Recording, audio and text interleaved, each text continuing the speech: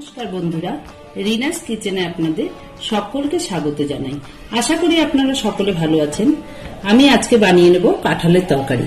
চলুন তাহলে রেসিপিটি শুরু করা যাক। করতে কি কি লাগবে? লাগবে কাঁঠাল। কাঁঠাল আমি ডুমো ডুমো করে কেটে হলুদ দিয়ে সেদ্ধ করে নিয়েছি। এখানে আমি একটা আলু ডুমো ডুমো করে কেটে নিয়েছি। এখানে আমি একটা পেঁয়াজ কুচি করে নিয়েছি, একটা টমেটো কেটে নিয়েছি। এখানে আমি 15 থেকে 16টা রসুনের কোয়া থেতো করে নিয়েছি। নিয়েছি আদা বাটা, ফোড়নের জন্য লং, এলাচ, দারচিনি আর তেজপাতা। এখানে নিয়ে নিয়েছি জিরে গুঁড়ো, কাঁচা লঙ্কা বাটা, ধনে গুঁড়ো আর শুকনো লঙ্কা। গ্যাসে আমি কড়াই বসিয়ে দিয়েছি। কড়াই আমাদের গরম হয়ে গেছে। দিয়ে দেবো তেল। তেল আমাদের গরম হয়ে গেছে। এবার আমি ওই তেলে আলুগুলো ভেজে নেব। আমরা দিয়ে দিলাম লবণ।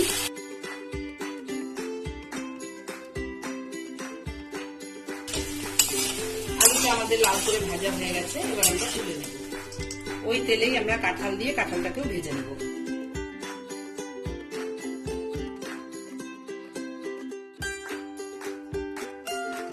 আবার একটু লবণ।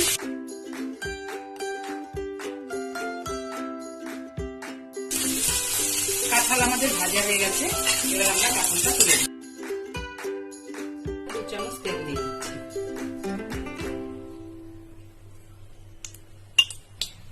দিয়ে দিচ্ছি লং, এলাচ, দারচিনি। দিয়ে দিলাম তেজপাতা। দিয়ে দিচ্ছি কুচনো পেঁয়াজ।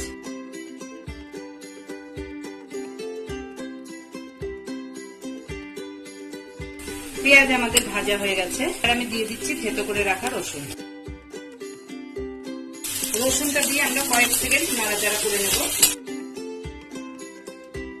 দিয়ে দিচ্ছি কেটে রাখা টমেটো। দিয়ে দিচ্ছি আদা বাটা। সমস্ত মশলার আমি একটা পেস্ট বানিয়ে নিচ্ছি। জিরে, শুকনো লঙ্কা, ধনে আর কাঁচা লঙ্কা।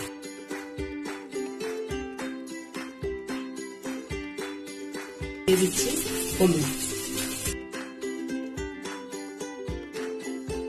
দিয়ে দিলাম গুলিয়ে রাখা মশলাগুলো। সমস্ত মশলা আমি ঢাকনা দিয়ে ঢেকে 5 মিনিট কষিয়ে নেব।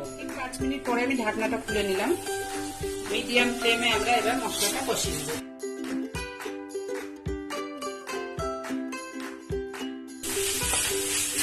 এবার আমি এই মশলার মধ্যে দিয়ে দিচ্ছি ভেজে রাখা আলু আর কাঁঠাল।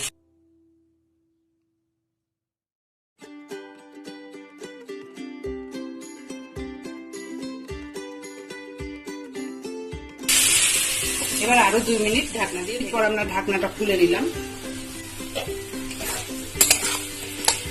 এবার আমি একটু লবণটা চেক করে নেব। লবণ আমাদের একটু কম হয়েছে, তাই লবণ আমরা অ্যাড করে দিলাম। আর দিয়ে দিলাম চিনি।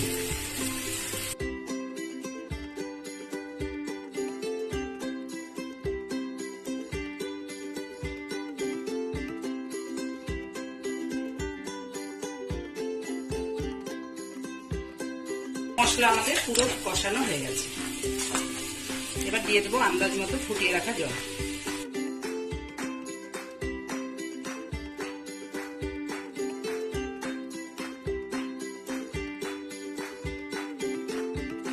কাঁঠালের তরকারি আমাদের রেডি হয়ে গেছে। নামাবার আগে দিয়ে দিচ্ছি গরম মশলা।